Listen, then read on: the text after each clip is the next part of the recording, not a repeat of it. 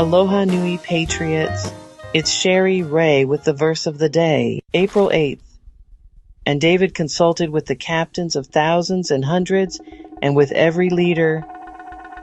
And David arose and went with all the people who were with him from Baal of Judah to bring up from thence the Ark of God, whose name is called by the name of the Lord of hosts, that dwells between the cherubims. As it regards the bringing up of the Ark of God into Jerusalem, this was a noble desire, no doubt placed in the heart of David by the Lord. However, as to the carrying out of this all-important task, David consulted not with the Lord, but rather with other men.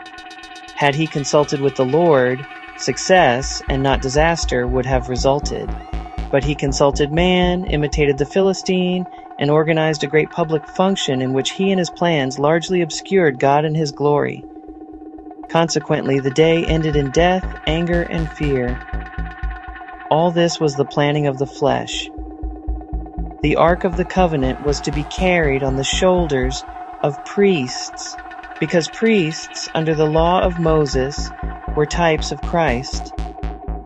The results were that Uzzah put forth his hand to steady the ark and died instantly, all because of David's disobedience. What man has set up, he feels himself bound to sustain.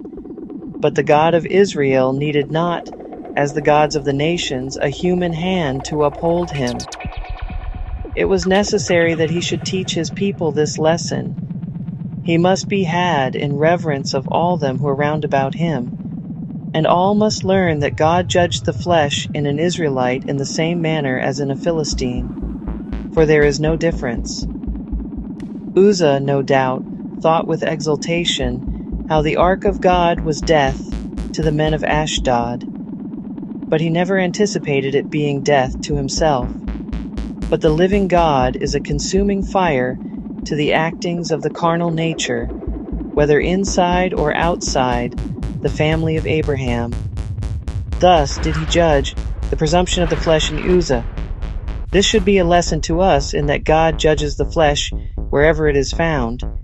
Paul plainly said, "So then they who are in the flesh cannot please God."